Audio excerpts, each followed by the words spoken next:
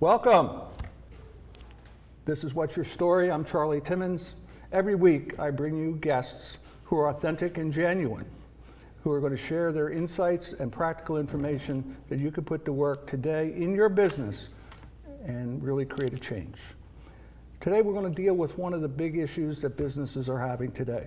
We remember a gentleman named Steve Jobs, and we praise him for putting a lot of power in our hands to help our business. But when that happened, it created some other problems for business that they didn't realize were going to happen. My guest today deals with that particular problem. Cate Heaman is CEO of Prelude Solutions. They deal with telecommunications and how to manage the costs associated with that. Cate, yes, hi. Welcome. Hi, welcome. To What's Your Story? So let's get right to it. What does your company do?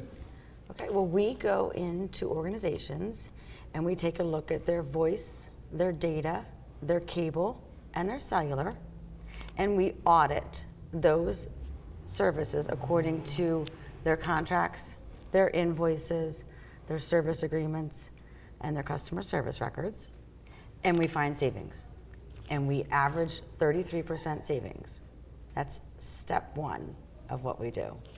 So that solves one problem. That solves one problem, and we are averaging that 33% savings So today. what's that number again? 33% savings. So who would not want to talk to you? That's Continue. Right. Continue. Right. So the CFO is happy, right?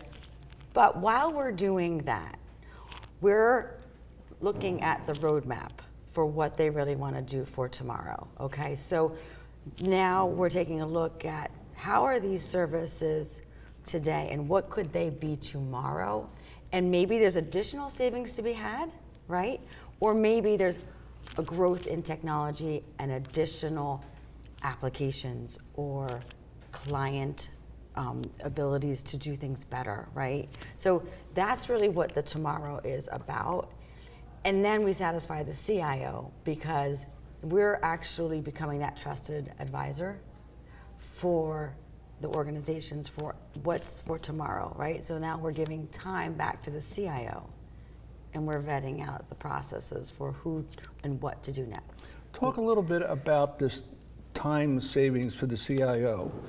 What's the alternative they have to you, which is the current state of affairs? So what's that costing them? What's the time sucked there? And this is exactly what I love to talk about, because what it is a CIO or an IT director, right? Let's just say they want to make a migration from a premise phone-based system to the hosted telephony system, right? So what do they have to do? First, they have to do the research as to, first actually they have to do the DNA and the scorecard of what they want, right? So they have to figure out the features and functionalities, what they have, right? So they have to build, okay, this is what we would like. Then they have to do their research to figure out which companies fit that scorecard. Okay. Then they have to contact each one of those companies. So then they have to deal with a salesperson, an engineer. Then they have to go in and schedule all of those demos. Then they have to then negotiate all of the contracts for each one of those and the features and functionalities and installations. So we're putting 60% of that time back into a project by coming to one trusted advisor, which is Prelude, right? So we then have a back office of 35 people specializing in any specific area of a project that they're interested in, and we take all of that off of them. We do the scorecard, we do the features and functionalities, we do the scorecard, we take their DNA, then we go to our back end office, and now we're vetting out that process. We pick 5, we get down to 3, we bring those 3 to the solution, to the table, and now think about this. It's not the CIO or the IT director that has made that decision to get to those 3, right? They're saying, we've brought Prelude in, sit down, Mr. CFO, sit down, COO, sit down, CEO, let's listen to what they have to say. And now they can just, that burden of that is taken off of them. And you could probably help them ask the right type of questions. And then we're just doing, it's from there, it's just really getting down to the best 3, demoing the best 3, taking it, making sure that they're getting the best opportunity for installation, pricing, and a good team to work with moving forward. And then we're doing all of that project management. So this business model that you have now Yes. has never, I shouldn't say, it's a relatively new model compared to the way this industry ran for a long time. It is in that we are a full service, in that we start everything off with an audit, right? So we're different because we start off with an audit and we want to understand what's their tolerance for change. Do they want to keep that 33% savings in some areas? Do they want to change some of it, right? Sometimes, you have that opportunity to make those decisions. And then we're bringing it full circle. We're going to bring them the full services of opportunities to move forward. So savings and auditing, plus the big picture, the holistic picture of what's tomorrow's technology, all the way through to day 2 installation. And guess what we get to do? Audit the bills to make sure they're correct according to the contract. So we're, so then they can see the whole circle. So what did you do prior to this company to gain such a great insight into this particular need that these executives have? So I owned a company called CSG, which is still in existence. And what I did specifically is, while I did the consulting piece, it was a smaller portion of that business. What we really did is we were a platinum partner for Avaya and ShoreTel. And so, where the market for me right now is this, it was this. So it was only Avaya and ShoreTel, right? And, it was hardware and software. So we managed, service, maintained, implemented, upgraded very large systems for organizations.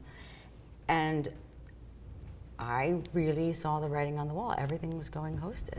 Everything was going into the cloud. And it was for 2 reasons. One is that I wanted to take a more consultative approach.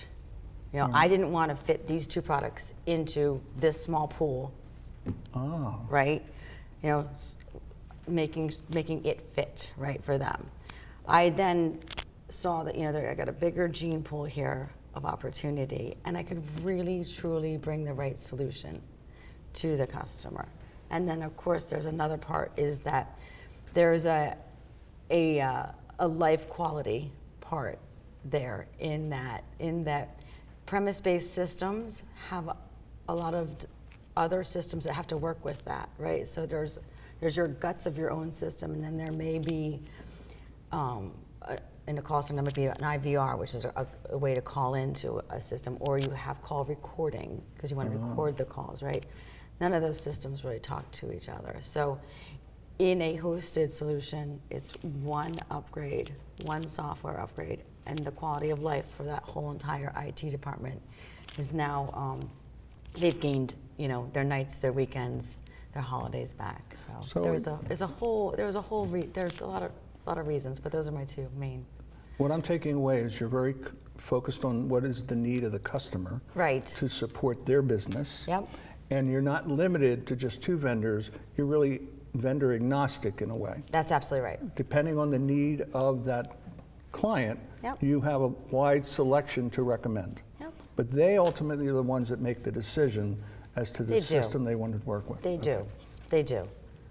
So why do you do this? Personally, you are passionate about this. I am. So what drives you?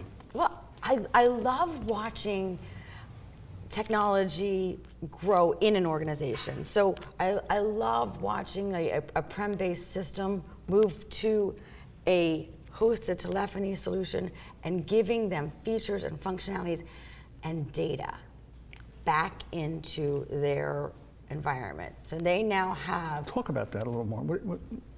So when you have realistic data about what they could be doing in a day-to-day basis, so a system can give them how many calls were made, if they migrated this call onto the road, how long they were on a call for. Now, you can get that from a prem-based solution, but there's more enriched features and functionalities from the reporting now from these systems that are software-based.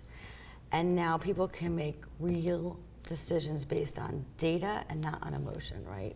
And I enjoy being able to say, here's a report. Numbers are the numbers. Give us an example. My audience is always interested in knowing specific examples of someone that you helped that migration and things turned out well for them. I don't care what size of the company was. Okay, so there was a call center for a dental call center. They did benefits for dental, and they had a premise-based solution.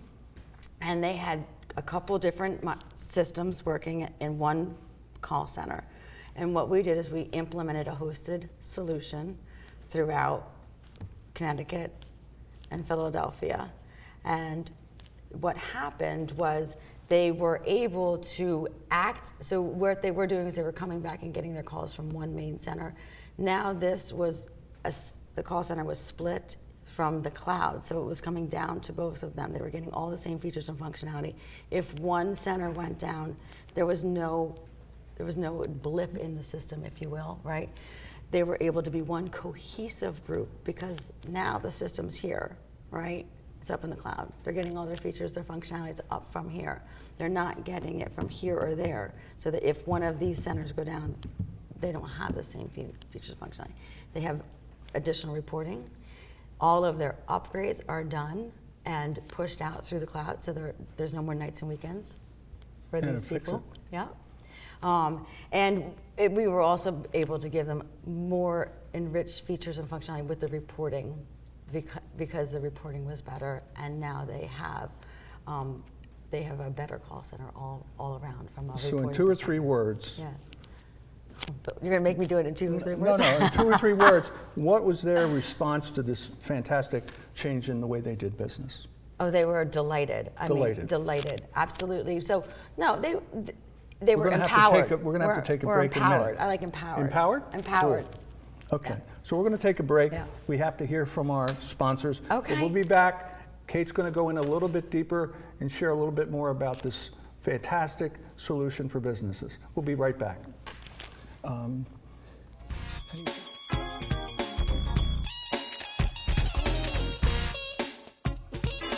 want a warm belly to sleep on. A big house. How do I look? Do I look good? I want to play hard. My nails done once a month. I want. I want a home. I just want a home. I want someone to love. Last year, more than 30,000 companion animals came to us without homes. 20,000 of them were felines. Let's make some homes together. Add us on social media to watch bloopers, behind-the-scenes footage, previews, and more.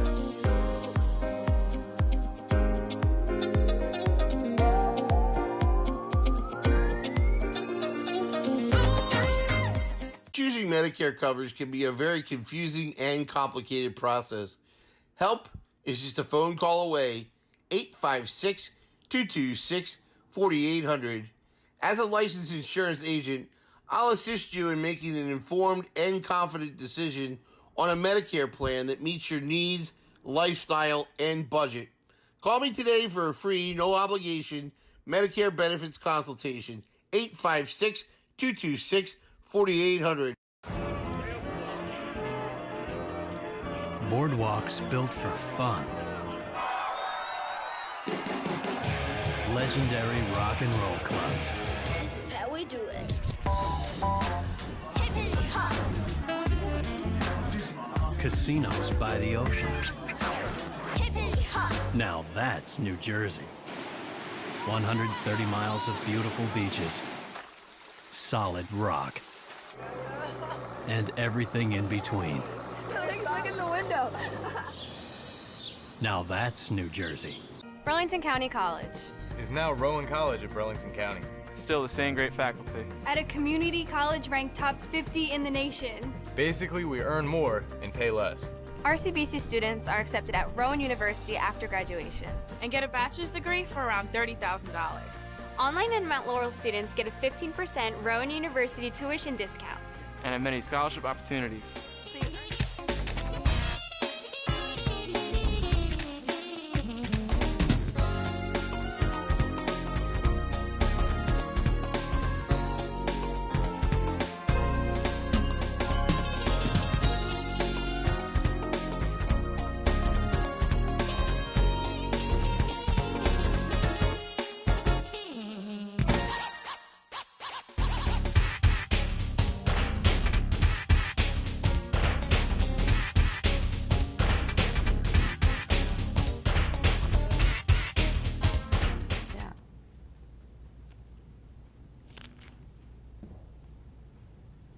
Welcome back to What's Your Story? Today my guest is Cate Heaman. She is the CEO of Prelude Solutions, dealing with this big, huge thing called telecommunications. And before we went to break, she talked about a particular client that she helped, but primarily it was with telephony. Why don't you share with us what is an ideal client for you? What are you looking for that you can really help?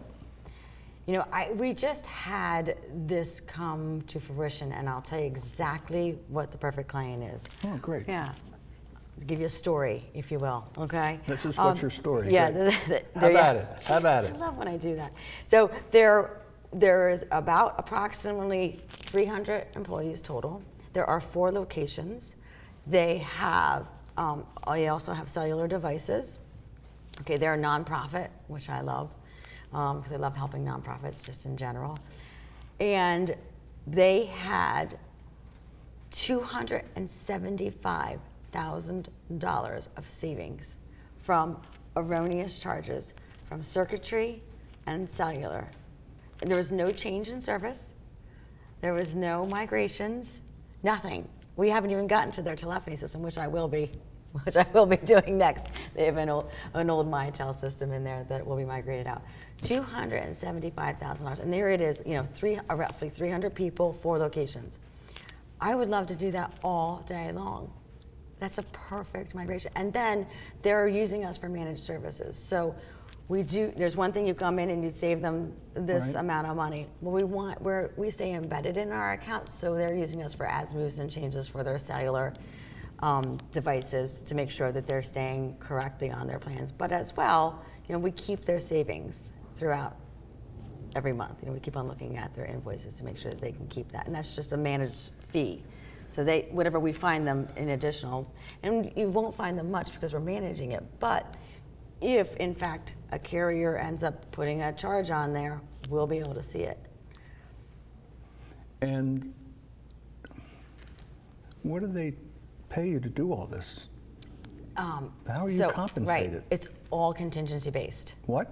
It's all, we don't get paid unless we find money. Tell me more about that. I love the sound of that. Yep. So it's a typical contingency is, you know, a 50-50 over 12 months. We find the savings and we share in the savings over that percentage and that time. In nonprofits, we do a little bit differently, but because we like to give back a little bit more, but that's how it works. So that $275,000, is that typical? Well, it's about 30. It was a little bit higher than 33%, but I'm saying we're on average we're at 33%, right?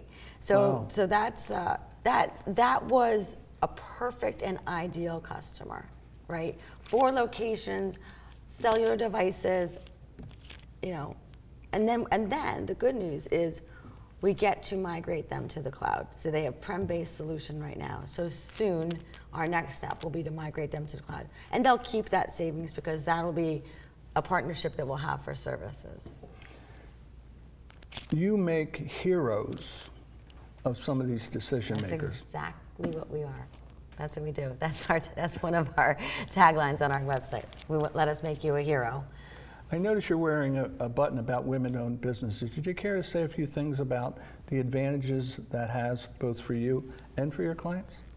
Absolutely. So I'm very passionate about being women-owned. We earned the certificate in October of this past year, so we're only on, 6-7 months of that. It has totally, I think, you know, we could talk about telecom and we can talk about services, and you can see I'm passionate about that. But now I can be women-owned, right? And it really helps out with diversity and inclusion programs in the Fortune 1,500 organizations, right? So it launches us into a whole new opportunity pool, gene pool, if you will. We do have a few very large customers today, but what this is going to do is going to bring us that opportunity to get into a lot more larger customers. Also, by giving them the tax breaks that they get from working with a women-owned business. So there are federal, state, and local tax breaks that they, as a company, earn from doing business with me. What do you see on the horizon for businesses that is in this domain that you help them manage? Yep. That's coming that they need to be aware of, that's going to really either help to transform their business or slow their business down if they don't get on board? It's everything is migrating to the cloud, right? So everything's an application now. You know, there aren't going to be desk phones, right? No one wants a desk phone moving forward. There's going to be an application on their device, which it is now. Everyone has one, right? If you're in a hosted telephony solution, so it's going to be application driven. It's going to move faster and faster and faster. And if your technology is keeping you behind, you know, you're not going to stay up with the. So when you say behind, you mean competitive with other companies in the field? No, I meant as a company, if you're, exactly, yeah, that's right. I'm sorry, Charlie, yeah, that's exactly right. They're not going to be it's going to slow them down from their competition. A friend of mine is starting a new position in the medical device business, and he told me all of the stuff that his new employer is giving him that will support him in doing his job. It's overwhelming, right? The support that they have, because everything's in the cloud. That's right. And everything's app driven. He's just amazed at it, because he's been around that world for a long time and seeing the changes. Yep. I just was in an opportunity that I'm working through right now, and when we talked about, you know, how many people really need to how many remote workers do you need, and he said 100%, and I said, that's right. 100% of them need to be able to work remotely. There's no more days of, okay, we need, 100 licenses just for remote workers. 100% of the employees need to be remote. No, you got snow, you got traffic, you've got whatever it is, you can now be on. It's an amazing world that we're living in as far as technology goes, and I love it. We've mentioned the word change a couple times during our conversation today. Yep. People have to realize that their businesses need to evolve, and they need to have the proper tools to evolve with it. But so many people are reluctant to change. I'm sure you bumped into those people. What's the magic that you share with them to get them to realize we have to make this move? We educate them.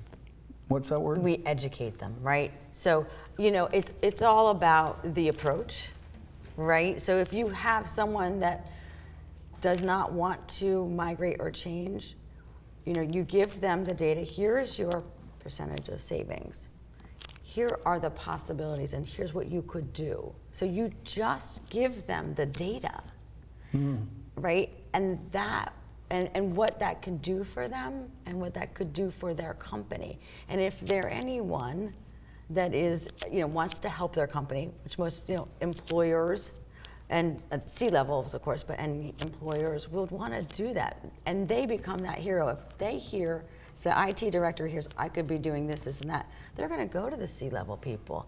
They're going to be that hero and say, we can do this, we can get savings, and we can migrate our technology. And I could bring everybody applications on their cellular devices. They can have soft phones. We can have, call banners for their call centers right on your iPad right now, where you can go anywhere and you can see what anyone's doing in a call center as a supervisor, you log in at any point.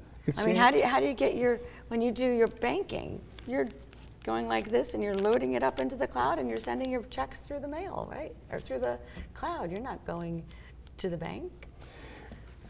IT, right? In a lot of organizations, it's viewed as just a service to support the businesses. But what I'm hearing you say is they become part of the business now and give decision makers what they need to make informed decisions to move the business forward. It can elevate their status within the organization. Yep.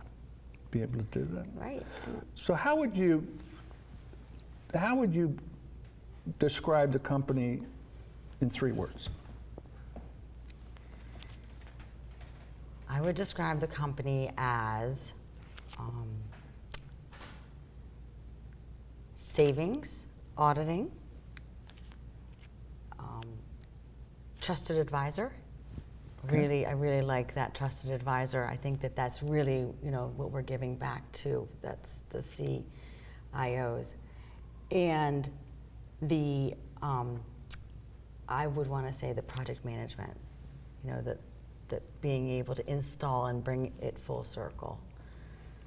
That's a great summarization. This is the time in the show where you get to look into the camera Yep. and speak to the audience yourself and make an offer to them, share new wisdom with them, whatever it might be. Okay. Cate, time's yours. Well, I would invite anybody who wants to become a hero within their organizations to certainly contact us. We're at info@preludesolutions.com. We'll come in and we'll take a look at what you have today from a services perspective. There's no harm, no foul in having us coming in and doing an audit. And no cost. No cost. It's a percentage of savings. So why wouldn't I, as a CIO, Right. want to get a second opinion Right. on what's going on in my organization? You would definitely want to reach out to us and have a second opinion. And we're going to audit and we're going to build that roadmap for tomorrow. It's both go hand in hand and they're both equally important. Speaking for my audience, I want to thank you for that offer. Could you repeat the address that you'd like them to dial up? Yeah, sure. It's info@preludesolutions.com. So again, I want to thank you for coming on the show. Thank you. Not that you made me a hero, but I do feel like a hero because now I know something I didn't know this morning. Thank you very much, Cate, for coming on the show. Thank you. And again, thank you for tuning in. Hopefully, my guest, genuine, authentic, has given you the information, insights you need to help your business or somebody you know that's in a business be a hero. Thank you. Tune in next week for What's Your Story. And the audience, thank you. Have a great one.